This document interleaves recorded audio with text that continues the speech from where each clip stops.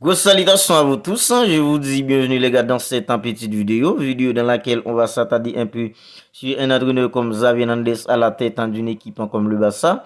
Alors les gars, depuis que Xavi entraîne dans le Barça, alors je crois pas qu'il y a une seule personne qui peut nier que Xavi a fait plutôt du bon travail. Alors les gars, personne ne peut nier que Xavi a fait plutôt du bon travail depuis qu'il a pris la tête d'une équipe comme le Barça.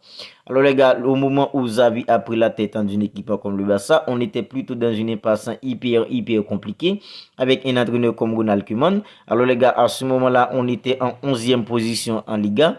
Alors Xavi nous a pris en 11e position et nous a placé au final en 2e position derrière une équipe comme le Real Madrid à la fin de la Liga, en battant largement une équipe comme l'Atlético Madrid en 4 buts à 1, en battant largement une équipe comme le Real Madrid en 4 buts à 0, Valence en 4 buts 4-0. Alors les gars, c'était hyper bien. Xavi a fait plutôt du bon travail en fait à la tête d'une équipe comme le Barça. Au moment où il a pris la tête du Barça, en fait, il nous a relevé les gars d'un trou en fait si profond où on était. Mais les gars, maintenant, il y a des petites questions maintenant qu'on doit commencer à se poser concernant la capacité d'un entraîneur comme Xavi Hernandez maintenant à amener une équipe comme le Barça au sommet de l'Europe, en fait, au plus haut niveau. Parce que les gars, la saison dernière, il y avait déjà des gens qui criaient, qui demandaient plutôt le départ d'un entraîneur comme Xavi Hernandez après la sortie précoce d'une équipe comme le Barça en Champions League et surtout avec les contenus que proposait une équipe comme le Barça la saison dernière, en fait, face à des petites équipes en Liga, même face à des go. Alors les gars, en fait, il y a des gens, alors à ce moment-là, il y a des gens qui disaient en fait, c'était plutôt abusé de la part de tous ces gens qui demandaient en fait le départ d'un entraîneur comme Xavi Hernandez.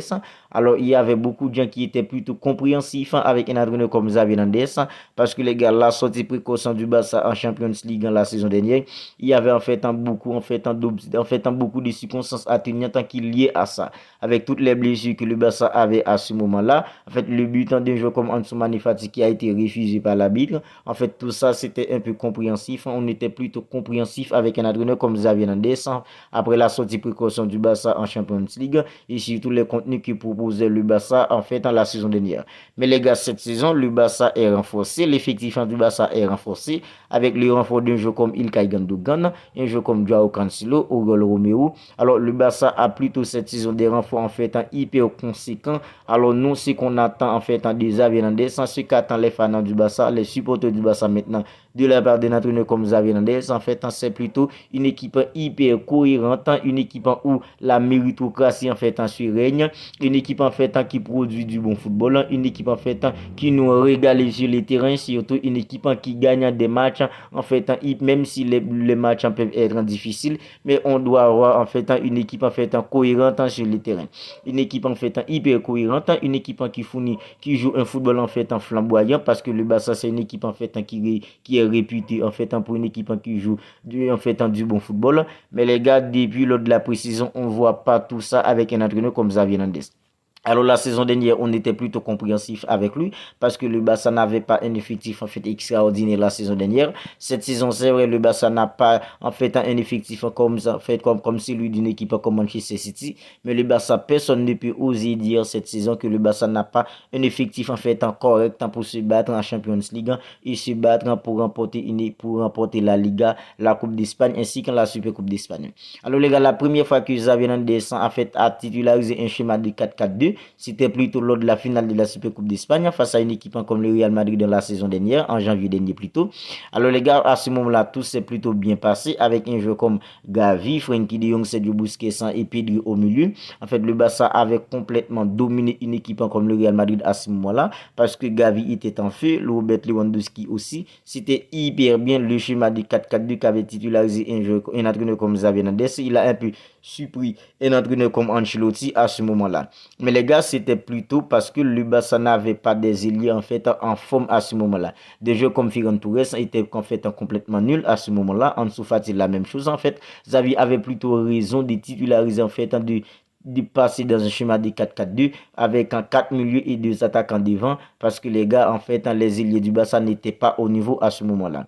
Mais lors de la précision les gars, il y avait plutôt un jeu comme Ansu Fati qui était plutôt en fait qui était plutôt en fait en haut niveau. Il y avait un joueur comme Ferran Torres en fait les gars qui est en forme cette saison. Pourquoi Xavi insiste à jouer à 4 milieux maintenant? Quelle est l'utilité de jouer à 4 milieux maintenant si le Barça n'arrive même pas à avoir en fait le contrôle du match, même face à une équipe comme Osasuna? Alors les gars, c'est quoi l'utilité de jouer à 4 milieux en fait comme ça?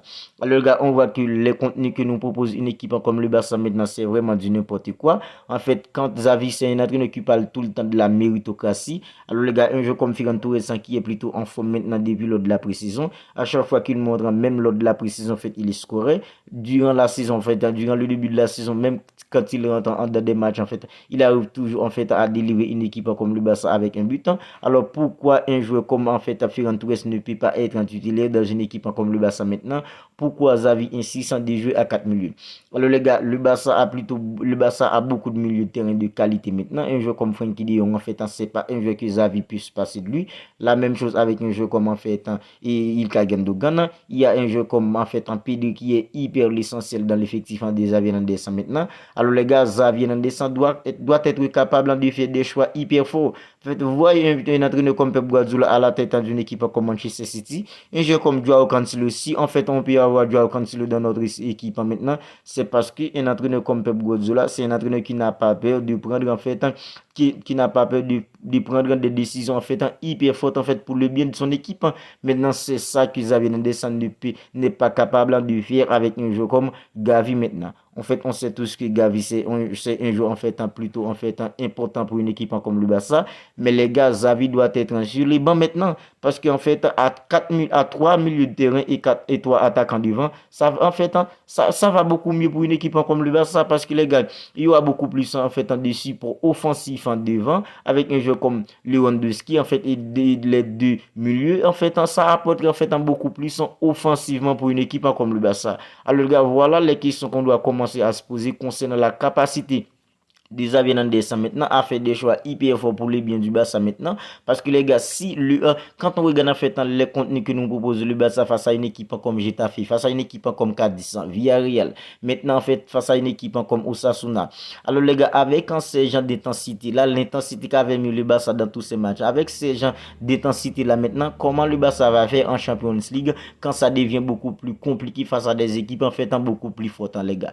Moi je me pose cette question maintenant, je vois vraiment pas une équipe en fait du Barça maintenant en Champions League face à des équipes en fait qui jouent dans des matchs à haute intensité. Franchement les gars, avec un Xavi Hernandez maintenant qui ne peut pas prendre en fait des décisions hyper importantes pour le bien de l'équipe maintenant, et avec Xavi Hernandez maintenant en fait qui peut pas en fait oser mettre un joueur comme Ferran Torres en fait en titulaire, parce que Ferran Torres lui il joue bien maintenant. Alors les gars, je me demande si un joueur comme Joao Félix arrive à percer dans une équipe comme le Barça en fait dans les semaines à venir, est-ce que Xavi Hernandez ne resterait pas toujours en fait cloîtré en fait dans ses idées avec en fait le milieu à 4, les gars? Moi je me pose cette question maintenant parce que les gars, c'est vraiment en fait pas croyable les contenus que nous a proposé une équipe comme le Barça depuis la Liga est commencée. Face à Getafe, c'était vraiment du n'importe quoi. La même chose face à une équipe comme Cadiz, c'est vrai, le Barça a gagné en fait face à une équipe comme Getafe, face à une équipe comme Cadiz, pardon, face à une équipe comme Villarreal.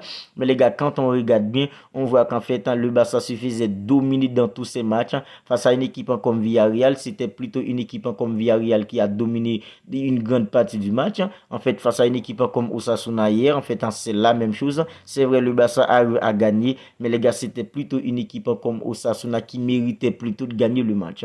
Alors les gars, est-ce que Xavi Hernandez, en fait, je me demande où en fait où est-ce que Xavi Hernandez nous emmène maintenant?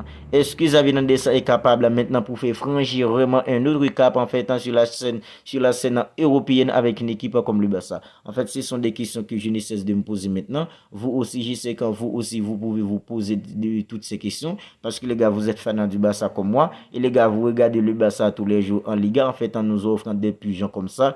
Alors les gars, ce sont des questions que je me pose maintenant, et je sais que vous aussi vous vous posez toutes ces questions maintenant, et j'attends les gars vos suggestions dans les commentaires. Alors c'est déjà la fin de cette petite vidéo qui avait pour but de revenir en fait sur la capacité de notre comme Xavi Hernandez maintenant à amener une équipe comme le Barça au sommet de l'Europe, parce que les gars, quand on regarde dans le Barça en fait maintenant, on voit pas comment en fait ce Barça là en fait franchir vraiment un nouveau cap en fait sur la scène européenne avec un entraîneur comme Xavi Hernandez.